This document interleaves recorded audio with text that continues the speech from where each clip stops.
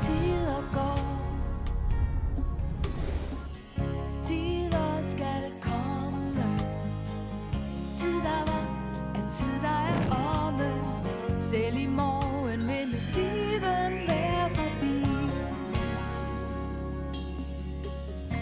Det bliver jul. Julen er over.